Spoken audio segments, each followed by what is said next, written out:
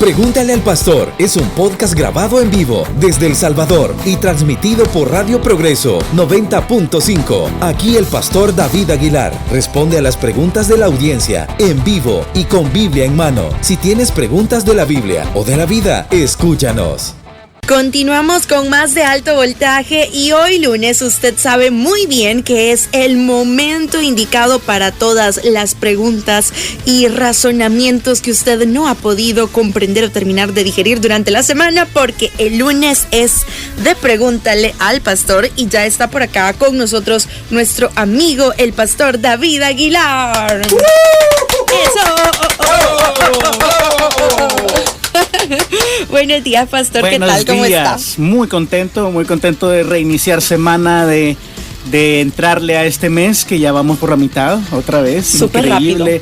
Rápido. Acabamos de pasar las fiestas de fin de año y vamos otra vez comiéndonos un mes. Ya de marzo, qué terrible, marzo, sí. Por eso dicen que no es recomendable quitar el arbolito, porque sí, ya rápido lo vamos a tener que volver a poner.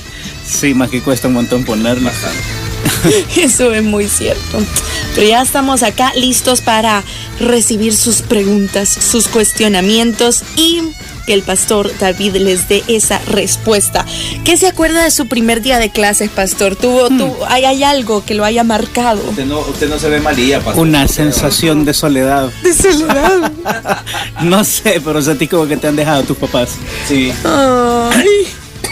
Hasta ya me dan ganas de llorar. ¿Y la sensación de Joelito cómo era? Que él bien contento. De verdad. Sí.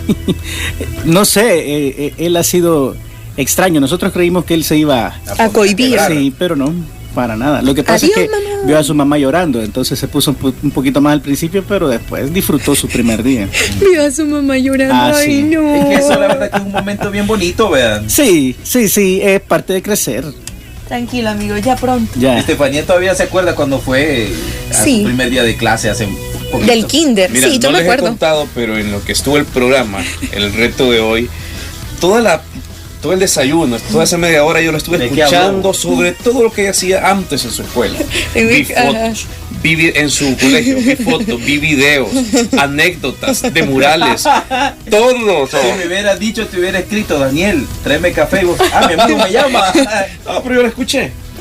Es que mire, Pastor, yo sí disfruté mi época de colegio. O sea, yo puedo decir que yo amé mi colegio. O sea, toda mi época de estudiante yo la disfruté y fui feliz. Yo no tengo como malos recuerdos, que me fui como súper rencorosa con nada. Estabas en cuadro de honor. Ella era presidenta, cuadro de honor, la niña pone dedo, era todo. No, nunca fui pone dedo. No, sí hacía relajo también, eso no lo voy a negar. Pero fueron buenos tiempos. ¿Usted cómo era, Pastor? Fíjate que yo también estuve siempre en cuadro de honor y realmente disfruté mi tiempo, aunque yo sí era malilla. De verdad. Lo que pasa es que nunca me agarraron. Entonces, usted sabía cómo esconder ahí la evidencia. Así. No es como para enorgullecerse. Pero eso ya fue el pasado, sí. No se preocupe, Pastor. Ya. Pasado oscuro. El Señor ya lo hizo nuevo. Dicho todo esto, hoy sí. Ya tenemos la primera pregunta por acá. Excelente. Y Gerson se reporta con nosotros. Hola, buenos días, Pastor. Buenos días, amigos. Quería hacerle dos preguntas al Pastor. Fíjese que tengo un video aquí que me mandaron de Brasil, no sé si ustedes ya lo vieron de casualidad, y sale de que el niño tiene una piedra y en el cual dice que Jesucristo viene pronto, ¿verdad? O sea, ¿será esa una señal o será, no sé, una farsa? O sea, yo lo digo con respeto en el punto de vista mío, que yo la venida de Cristo la espero prácticamente todos los días, es lo que más anhelo en mi vida, ¿verdad? Pero quisiera saber qué me da usted ante el punto de vista sobre eso. Y la otra pregunta es si somos imagen y semejanza de Dios o de Adán. Bueno, mi punto de vista de Adán, ¿verdad? Pero mucha gente habla a veces en las iglesias, inclusive nosotros decimos que somos a imagen y semejanza de Dios. Entonces yo creo que a veces nos equivocamos de pronunciación, o no sé si estaré mal, ¿verdad? Son las dos preguntas que yo tengo. Bendiciones y saludos a todos. Saludos, Gerson. Buenísimo. ¿Era una prédica o una piedra? Me quedé con la duda. Yo le entendí una piedra, pero lo podemos volver a poner, quiero ver. Que Jesucristo viene pronto, ¿verdad? Un poquito más atrás. A ver, vamos. Y sale de que Quiero ver. No nos falles. Ahí. Quería hacerle 2 preguntas al pastor.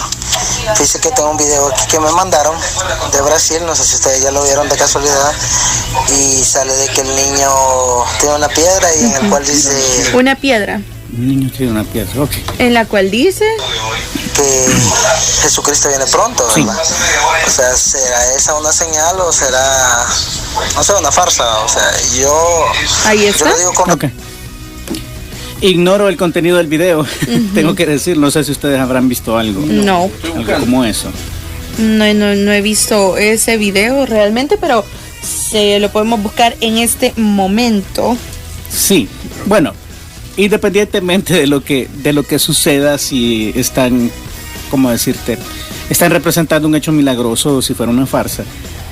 Lo que esa piedra dice es que Jesús viene pronto y eso es verdad. O sea, yo no quisiera nunca decir que Jesucristo no viene o que Él se está tardando, porque la verdad, cuando tú ves lo que Él nos enseñó en Mateo capítulo 24, de lo que iba a suceder antes de que Él regresara a la tierra, todo se está cumpliendo a la perfección. Y Él usa una figura que a mí me gustaría mucho recalcar porque es una figura poderosa. Mateo capítulo 24, versículo 4. Los discípulos le han preguntado 3 cosas y creo que esa es la complejidad de este pasaje. Le dicen, número 1, ¿qué señales habrá de estas cosas? Que Él había profetizado la destrucción del templo de Jerusalén, que efectivamente sucedió en el año 70 después de Cristo. Después, ¿qué señales habrá de tu venida? Y tercera pregunta, y del fin del siglo. Son 3 cosas completamente diferentes. Entonces Jesús se dedica a responder las 3 cosas al mismo tiempo y tenemos que tener cuidado cuando leemos este pasaje y recordar que a quien les habló Jesús en Mateo capítulo 24 eran a sus seguidores judíos en el ambiente judío, en la tierra de los judíos, con una perspectiva judía. Entonces, nada de lo que está aquí escrito, voy a decir así, necesariamente habla directamente a la iglesia. La iglesia en este momento no existía. La iglesia comienza a existir en Hechos capítulo 2, después de que el Espíritu Santo viene a morar con el creyente. Antes de eso, lo que tenías en discípulos judíos de Jesús que estaban aprendiendo a conocer al Mesías judío, y a quienes les habla claramente Jesús. Aquí les dice en 24:4, respondiendo Jesús les dijo, mirad que nadie os engañe, porque vendrán muchos en mi nombre diciendo yo soy el Cristo, y a muchos engañarán. Y oiréis de guerras y rumores de guerras, mirad que no os turbéis, porque es necesario que todo esto acontezca, pero aún no es el fin. Entonces, está describiendo el escenario. Dice, porque se levantará nación contra nación y reino contra reino, y habrá pestes y hambres y terremotos en diferentes lugares, y todo esto será principio de dolores. O sea, aquí él cierra un ambiente que va a estar ocurriendo antes que él regrese. Se llama principio de dolores porque él lo usa en la figura de una mujer embarazada y los dolores que son previos al alumbramiento del bebé. Ustedes saben cómo va esto. Al principio, las mujeres embarazadas, aquellos que han tenido alguna experiencia con mujeres embarazadas, sienten, ay, ¿qué es esto, verdad? No saben qué es una contracción. No, se siente raro, pero no saben. Y entonces después las contracciones comienzan a aumentar en 2 cosas. En intensidad, comienza a doler más, y en frecuencia llegan a hacerse más repetidas en el tiempo. Entonces es bien interesante porque Jesús usa ese mismo concepto para ejemplificar el escenario antes que Él vuelva. Él dice, como la mujer está encinta y siente dolores, ese tiempo es principio de dolores. Es decir, hay una guerra. Y si uno grafica, es tan interesante porque yo tengo un maestro de profecía que se llama Steve Kern, y él hizo algo bien interesante solo con una de las señales. Él dijo, vamos a ver lo que el Instituto Nacional de Terremotos de Estados Unidos ha hecho en una gráfica de 100 años. Entonces en esos 100 años ellos fueron graficando la intensidad de los terremotos y la frecuencia de los terremotos, y es increíble cómo se va viendo la misma gráfica que podrías ver en una contracción de una mujer. Se va creciendo en intensidad y se va creciendo en frecuencia. Antes cada 50 años había un terremoto mayor, pero ahora todos los años hay algo. O sea, ustedes saben, solo este año que recién comienza ha reportado por lo menos 4 terremotos mayores con daños tremendos en los diferentes lugares. Entonces se va haciendo más frecuente, y en la medida en que esto se va haciendo más frecuente, las guerras, los rumores de guerras, los terremotos, las pestes, el hambre, es que está anunciando que Jesús está cerca. Entonces, en un sentido, que yo diga ahora Jesús está más cerca que ayer es completamente válido. Ahora, como te digo, no sé qué representaba el video, pero sí te puedo decir que debemos esperar, como bien lo dice Gerson, debemos esperar que Cristo venga pronto. Todos los días. No sabemos cuándo es, nadie puede decirte una fecha exacta porque eso también es un error. Nadie la conoce, ni siquiera Cristo cuando estuvo entre nosotros la conozca, porque Él dijo, Dios Padre puso en su sola potestad este conocimiento de cuándo Él iba a regresar. Entonces debemos esperarlo todos los días, debemos estar preparados, haciendo lo que Él nos ha mandado y no dormirnos. Eso es importantísimo como creyentes. Por acá nos dice Gerson, es que el niño tenía entre sus manos una piedra y en la piedra estaba escrito, Jesucristo viene pronto. Ah, ok. Ignoro si será una farsa, para ser honesto, pero lo que dice es una verdad completamente cierta. Debemos esperar a Jesús, Él viene pronto, las señales se están cumpliendo, todo se va haciendo más frecuente y en algún momento el niño va a venir, o sea, el niño va a nacer en esta figura que Él usa del principio de dolores. Y todos los que estemos con Él, los que tengamos una relación correcta con Él, vamos a irnos a reunir con Él para siempre. Y esto es precioso, pero debemos estar listos. Ahora, la segunda pregunta de Gerson es si es correcto decir que somos hechos a la imagen de Dios. Y la respuesta es no es correcto bíblicamente, porque quienes fueron hechos a la imagen de Dios fueron Adán y Eva. Y quizás te lo voy a ejemplificar con un pasaje. Génesis capítulo 5, versículo 1 en adelante dice, este es el libro de las generaciones de Adán. El día que Dios creó al hombre, a semejanza de Dios lo hizo. Ahí está claro, ¿verdad? Pero hay que pensar, si Dios es espíritu y a Dios nadie le ha visto jamás, no puede ser que estemos hablando de la imagen física de Dios. No quiere decir que Dios tiene 10 dedos, una cara, una nariz, 2 ojos como nosotros y que nos parecemos físicamente a Dios. No sabemos. De hecho, es probable, como te digo, que Dios Padre en la eternidad no podamos contemplarle porque es espíritu. Entonces, no es imagen física. ¿Qué tiene que ser entonces? Imagen espiritual. Y él dice algo raro, este pasaje dice algo raro en el versículo 2, dice, varón y hembra, hombre y mujer, los creó y los bendijo y llamó el nombre de ellos Adán, el día que fueron creados. O sea, el día en que Dios les creó, ambos compartían un nombre porque para Dios eran una sola carne. La mujer había sido tomada de la costilla del varón y para él eran un solo ser. Por eso compartían el mismo nombre. Y él puso su imagen tanto en hombre como en mujer. Siendo tan diferentes, ambos compartimos parte de la imagen que Dios puso en ellos. Ahora, el problema es que esa imagen se corrompió. En el momento en que Adán y Eva cayeron, que pecaron por intervención de la serpiente, esa imagen espiritual de Dios se corrompió. Y entonces, de ahí en adelante, se cumple lo que el mismo pasaje en Génesis 5 dice. Génesis 5:3 dice, y vivió Adán 130 años y engendró un hijo a su semejanza, conforme a su imagen, y llamó su nombre Set. Aquí se perdió. La imagen de Dios ya no se cumple, ya no se transmite a la siguiente generación, porque lo que tienes es la imagen de un hombre caído, fallido, inclinado al pecado, que Dios no hizo al principio. Eclesiastés dice que Dios hizo al hombre recto, pero que ellos buscaron muchas perversiones. Es decir, Dios hizo al hombre perfecto, limitadamente perfecto, pero la acción del pecado le corrompió. Igual que todo lo bueno que Dios ha creado tiene la capacidad de corromperse por acción del pecado. Y exactamente eso fue lo que pasó con el hombre.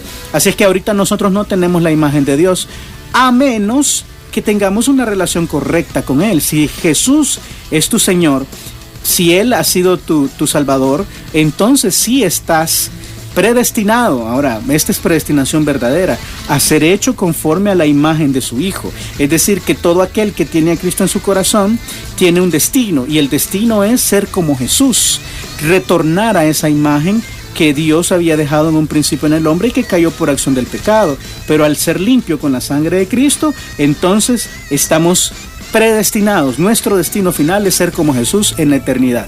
¿Dónde está eso? Está en Romanos capítulo 8, versículo 29. Dice, porque a los que antes conoció, Él sabía quiénes somos. También los predestinó. Él fijó un destino para que fuesen hechos conforme a la imagen de su Hijo, para que Él sea el primogénito entre muchos hermanos. O sea, vamos a retornar a esa imagen. ¿Y cuál es el primer paso? El primer paso es lo que sucede cuando tú recibes a Cristo. Tu espíritu quebrado, tu espíritu roto y corrompido, regresa a estar en comunión con Dios, de tal manera que se hace uno con el Espíritu Santo. ¿Dónde está eso? Primera de Corintios capítulo 6 versículo 17. Pablo está hablando de la fornicación y él está diciéndole a los corintios que tenían un problema con ello. Si ustedes se unen a una ramera, son una carne con ella, entonces no deberían hacerlo. Y entonces viene después este proceso de razonamiento en 1 Corintios 6:16, dice: ¿o no sabéis que el que se une con una ramera es un cuerpo con ella? Porque dice, los dos serán una sola carne. Y él usa esta figura para decir una verdad espiritual profunda. Si a ti te preguntan, miren, ¿y en el creyente a dónde vive el Espíritu Santo? El Espíritu Santo vive en nosotros, ¿verdad? Somos su templo, morada. Pero ¿y a dónde está? ¿Está en el cerebro? ¿Está en el cuerpo? ¿Está en el alma? ¿Dónde está? Es una buena pregunta, ¿verdad? Aquí está la respuesta. 1 Corintios 6:17. Pero el que se une al Señor, un espíritu es con él.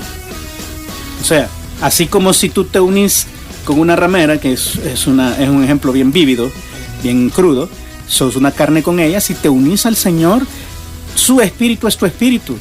Entonces lo que tienes ahí es que tu espíritu adentro tuyo se vuelve uno con el Espíritu Santo de Dios. Ahí mora el Espíritu Santo. Por eso nosotros cuando le recibimos y le conocemos, todo cambia por dentro, ¿verdad? Y es que el Espíritu Santo se vuelve uno con el tuyo y entonces estás conectado nuevamente con Dios, como Adán lo estuvo en el huerto del Edén antes de la caída. Entonces esa es la explicación más breve que yo te puedo dar acerca de la pérdida de la imagen de Dios, pérdida de imagen espiritual que se restaura inmediatamente, espiritualmente hablando, cuando recibimos a Cristo y nos volvemos uno con Él, pero paulatinamente en nuestra relación con el pecado, hasta el día que lleguemos a su presencia y seamos como Él, retornamos a la imagen de su Hijo.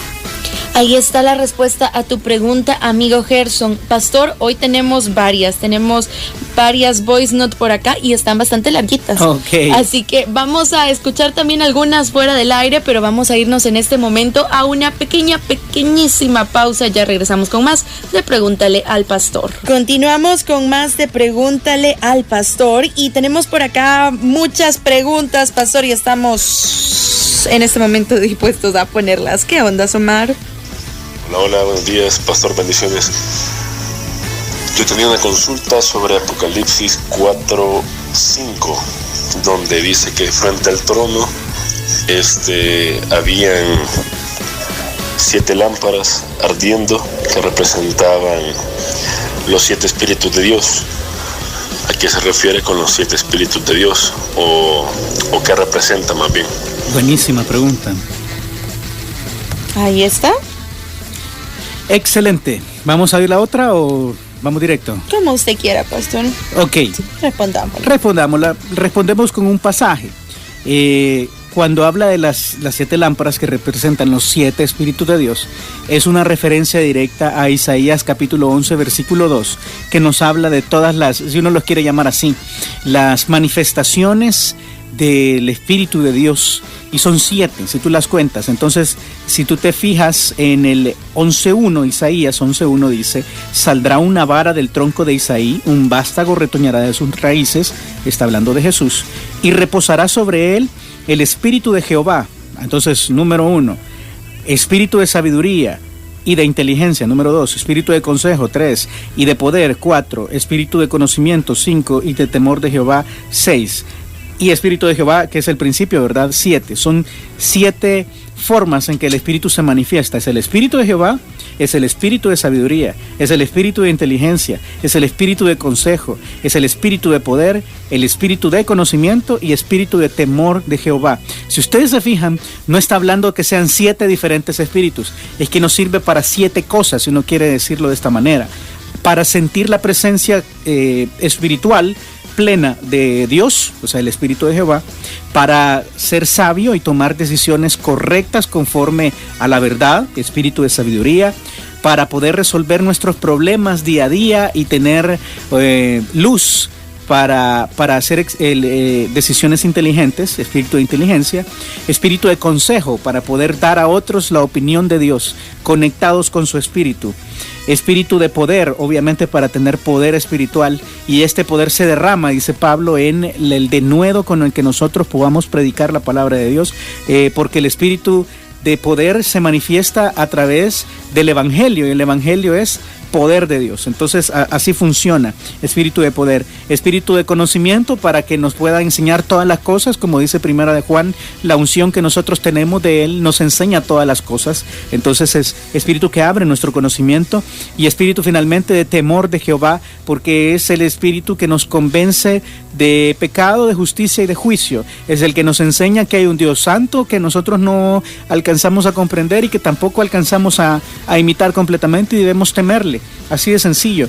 Entonces a eso se refieren los 7 espíritus de Dios, si quieres llamarlo así, a los 7 ministerios que el Espíritu Santo puede cumplir en una persona, y por supuesto los cumplió sobre la persona de Jesús en el momento en que descendió desde el bautismo de Juan hasta su último día.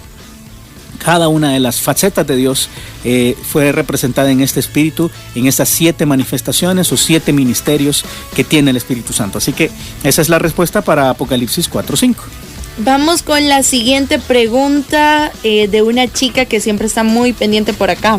Hola, buenos días al pastor. Quisiera hacerle una pregunta.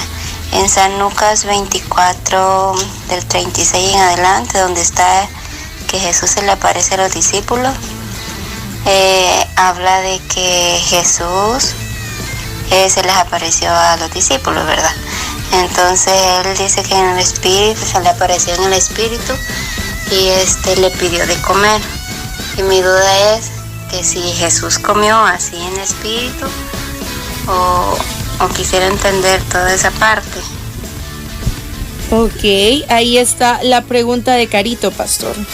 Sí, Dios, Jesucristo, después de su resurrección, tenía un cuerpo completamente diferente al nuestro, pero podía manifestarse de manera material. Si tú recuerdas, en Juan, en los últimos capítulos de Juan, Tomás metió su dedo en lugar de los clavos, puso su mano en su costado para darse cuenta que era real, que no era un fantasma, que no era alguien inmaterial, intangible, no es una alucinación, sino que era un hombre, digamos que no normal, pero sí que tenía un cuerpo físico.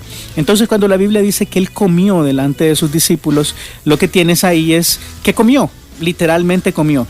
Necesita comer un cuerpo espiritual, por lo que vemos que ya no va a haber más hambre. Yo creo que no, pero puede comer, o sea, lo puede hacer. De hecho, él promete a sus discípulos cuando está en la última cena que va a beber del fruto de la vid con ellos en su reino. O sea, vas a poder beber, vas a poder comer, vas a poder de alguna manera tener estos placeres que Dios nos ha regalado. O sea, ustedes saben, todo lo que se desequilibra es un problema, pero Dios nos ha regalado el comer y disfrutar de los alimentos. Entonces vamos a poder disfrutar de los alimentos en la eternidad. Esta solamente es una cosa que Él demostró otra vez, que era un ser, no, es que el problema es que no lo puedo llamar un ser humano, pero sí que era una persona tangible y real, y comió literalmente delante de ellos para que le perdieran el miedo, porque el problema era que pensaba que era un fantasma, que era una alucinación. Entonces dice, no, denme de comer y les voy a enseñar que yo puedo comer. Entonces lo que tienes ahí es que él comió literalmente delante de ellos, y ellos comenzaron a creer que sí, que era una persona real. ¿Ahí está? Sí. Wow. Bueno, Carito, ahí está tu respuesta. Ahora vamos con la de Abel Mejía. Muy buenos días, Progreso, Pastor David y a todos. Ha sido un gran placer, Pastor, estarlo escuchando toda la semana. El reto de hoy, que bueno, que es una gran bendición, ya que aún todavía no lo pone 2 veces por semana en la radio. Pero saludos ahí a todos. Pastor, una consulta. El día viernes yo me di cuenta por la noche que un amigo estaba muy enfermo.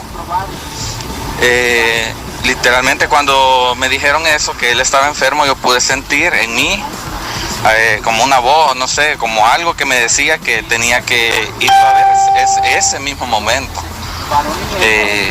Y como reconciliarme con él o pedirle perdón por no sé, o sea, sentía eso.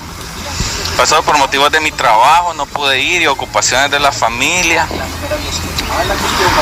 Al día siguiente, este amigo de la familia murió por la tarde. Entonces yo quisiera saber si eso que yo sentí, o sea, podría tener alguna consecuencia en mi vida o en la vida de mi amigo por no haberlo hecho. Esa es más que todo una consulta, pastor. Este amigo de la familia ya era una persona mayor, ¿verdad? Murió por una enfermedad que le cayó y él toda su vida ha sido cristiano también, ¿verdad? De buen testimonio, como todos tenemos errores, pero sí, él murió también pues siendo cristiano. Ahí está, Okay. Los audios de Abel. Ok, Abel, bueno, lamento mucho tu pérdida. Definitivamente no es un lugar bonito para estar.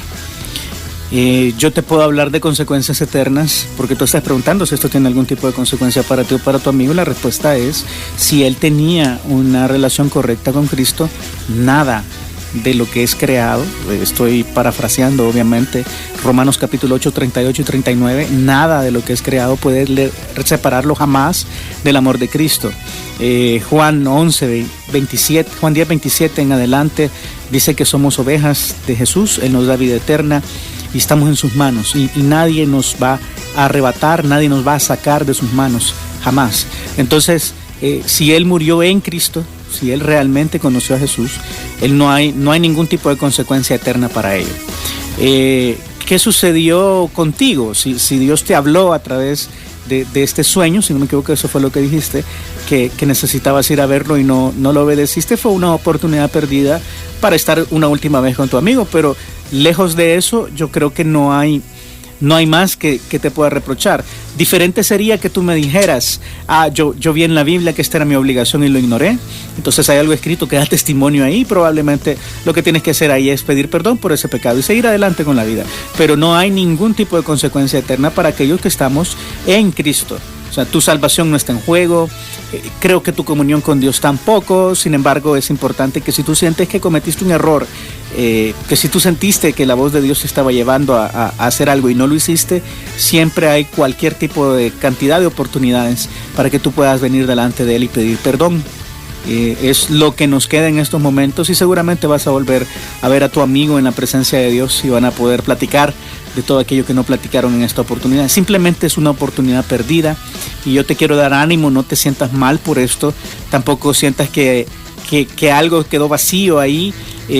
Las conversaciones, algo que a mí me llena mucho de esperanza, es que todas las conversaciones que hemos dejado pendientes con nuestros amigos y familiares que amamos y hemos perdido, vamos a poder continuarlas en el cielo. Si ellos conocían a Cristo, eso va a ser una fiesta increíble. La compañía de todos los santos, esto es algo que nosotros no pensamos, pero vamos a compartir mesa con Elías, con Moisés. Vamos a poder ver a los héroes de la Biblia y vamos a poder platicar con ellos. Esto va a ser increíble. Es que la eternidad es algo que nosotros no alcanzamos a comprender y yo creo que Dios ha sido muy intencional en no contarnos mucho acerca de ello, porque si no, créeme que habría, yo creo aquí sin polemizar y sin ser irónico, ¿verdad? Habría una cantidad de suicidios masivos de creyentes por ver esta realidad que nos espera. Es increíble, pero gracias al Señor, Él nos ha dejado mucho lugar para la sorpresa y para que podamos sorprenderlo de todo lo que Él nos tiene preparados. Si Dios hizo el mundo, el universo que hay, en 7 días literales, imagínate cómo está haciendo el cielo en este tiempo que Él se ha ido lejos.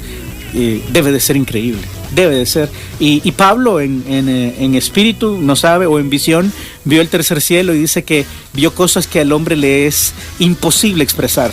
Entonces definitivamente tiene que ser algo, en una palabra, asombroso, increíble, maravilloso. Entonces esperemos que nos podamos reunir con ellos. Yo te quiero dar ánimo, mi hermano. Pide perdón si tú sientes que cometiste un error para con Dios, pero esto no tiene que afectar jamás tu comunión con Él y mucho menos tu amistad con tu amigo que vive. Aunque Él esté muerto, dice Jesús que en el que en mí cree, aunque esté muerto vivirá. Entonces Él está vivo y lo vamos a poder conocer en la eternidad. Bueno, ahí está la respuesta para Abel. Amigo, por acá nos envía las gracias y bendiciones para el pastor. Estas son algunas de las preguntas que tenemos por acá, pastor.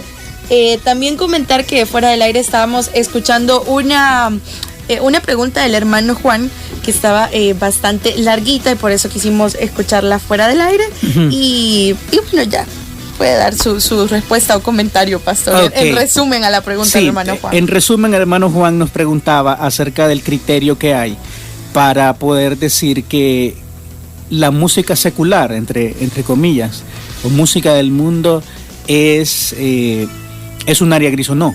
Para él, según lo que él mismo dice, como su lógica y su sentido común, y estoy usando las palabras intencionalmente, no es un área gris, es pecado. Y yo estoy de acuerdo con él en cuanto a la aplicación de estos principios para sí mismo.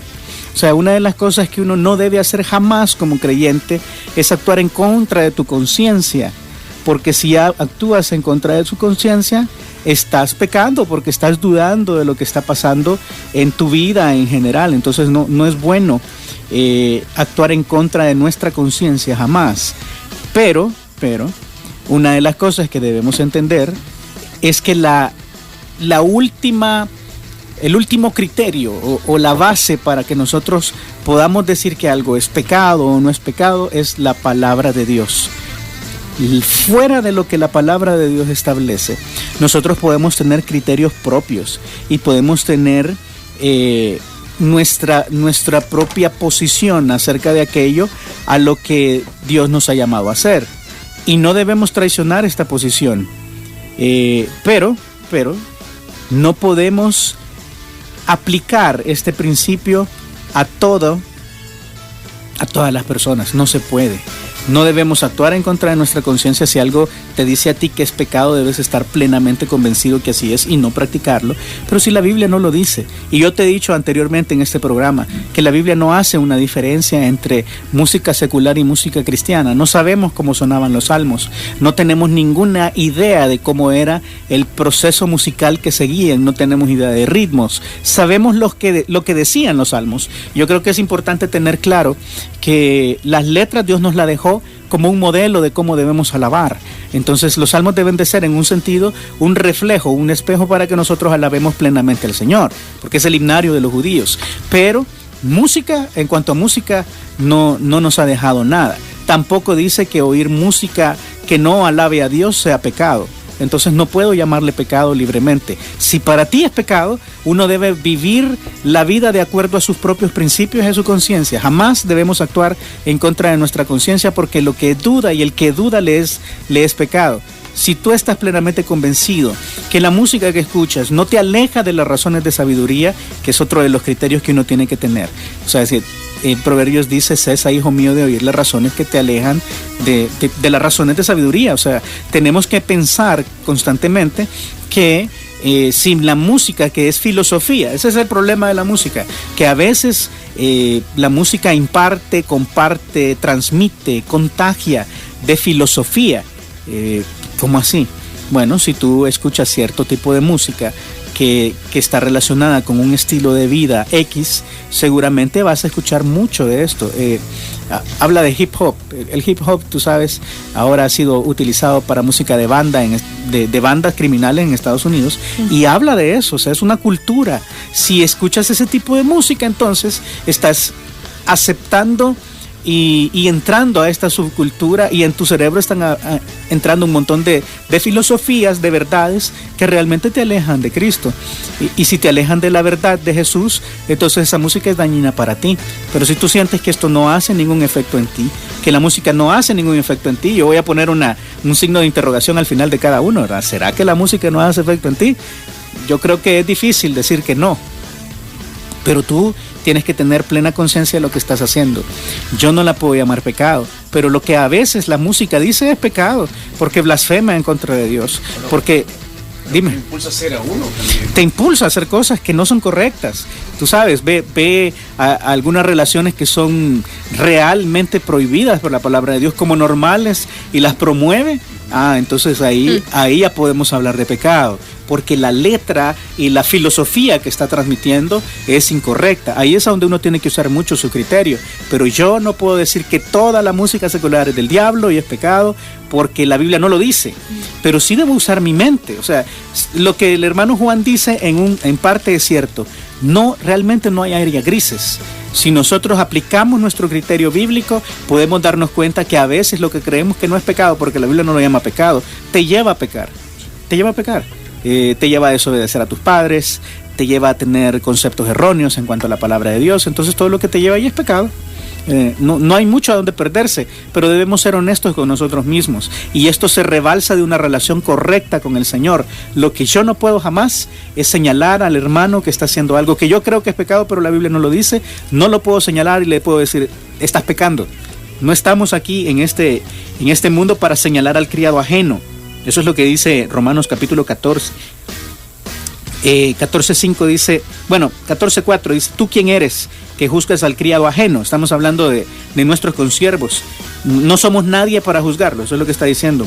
Para su propio Señor está en pie o cae, pero estará firme porque poderoso es el Señor para hacerle estar firme. Uno hace diferencia entre día y día. Está hablando de los que celebran, por ejemplo, las fiestas de los judíos. Otro juzga iguales todos los días. Cada uno esté plenamente convencido en su propia mente. O sea, lo que tú estás haciendo ahora, si tú no bebes, aunque la Biblia no prohíbe beber, pero sí prohíbe emborracharse. Si tú no bebes, si tú no bailas, si tú no oyes música del mundo, como se puede llamar, tienes que estar plenamente convencido que lo haces para el Señor. Pero no puedes señalar a aquel que lo hace sin transgredir los límites claros que la Biblia nos ha dejado. Entonces creo que esa es una forma de tener equilibrio en nuestro criterio y poder basarnos siempre en lo que la Biblia dice para marcar las delimitaciones que Dios nos ha dejado en cuanto a nuestra forma de obrar. Usa criterio, no seas simple, no vayas solamente por lo que alguien dice, usa tu mente. Y en este sentido, lo que el hermano Juan nos decía acerca de usar su criterio y su sentido común, su lógica, es muy bueno. Debemos hacerlo. Lo que no podemos hacer es extender esto para todos los creyentes, porque ellos tienen la responsabilidad de pensar por sí mismos y de tomar sus propias decisiones en cuanto a lo que Dios nos manda. Buenísimo, muchísimas gracias, pastor. Tenemos una pregunta más, pero está bastante larguita. Y el tiempo se nos ha terminado. De verdad que esta hora se pasa volando, pastor. Sí, lo que podemos hacer, si urge, vamos a oírla, si urge, vamos a responderla fuera del aire, como hemos hecho algunas veces con otras preguntas. Bueno, pues ahí está. Entonces, amigo, ya vamos a responderte. Pastor, tenemos que despedirnos ya, animándole a todos nuestros amigos que el siguiente lunes a partir de las 8 de la mañana está de regreso el pastor David Aguilar con nosotros para que usted pueda hacerle sus comentarios. Por acá nos escribe el amigo, no es pregunta, es un testimonio. Bueno, pues vamos a ponerlo entonces. A mí me gustaría, a manera de testimonio también, apoyar ahí al amigo que habló por la pérdida que tuvo. A mí me pasó algo similar. Yo tenía un amigo que prácticamente él andaba en malos pasos, una persona inconversa, y a mí se me dio la oportunidad de hablarle de Cristo, mas no lo hice, Entonces él falleció de manera trágica, y cuando fue su muerte, pues a mí me dolió mucho como amigo, y le pedí perdón a Dios, pues, porque pues sí, no obedecí en su momento el hablarle de Cristo a esta persona, a este amigo que falleció. Y pues yo sigo mi vida siempre confiando en Dios y para adelante, ¿verdad? Lastimosamente mi amigo falleció, quizás en ese momento que Dios tocó mi corazón para hablarle, pues hubiera hecho una gran diferencia. Pero Cristo es bueno, y pues Él a sus hijos pues no nos falla, y pues yo me siento tranquilo, y Dios pues creo que me ha perdonado por no obedecerle en su momento. Ánimo, amigo, yo sé que es difícil, pero bueno, aquí estamos con ayuda de Dios. Qué buena forma de cerrar, ¿verdad? Sí. Un buen testimonio. Aprovechemos cada oportunidad de compartir el evangelio con aquellos que lo necesitan. Pastor, ¿cómo pueden contactarlos si de repente desean también hacerle alguna pregunta o alguna, consejería más personalizada? Pues con todo gusto les pasamos nuestras formas de contacto a través del WhatsApp de la radio, canales oficiales. Escríbanos ahí y pues con todo gusto les enviamos formas de comunicarnos. Ahí está. Terminamos también este programa de Alto Voltaje. Escúchenos mañana a partir de las 6 de la mañana. Nosotros decimos adiós. ¡Adiós! ¡Adiós! Ahí está. En este podcast no hay pregunta mala, solo la que no se hace. Pregúntale al pastor.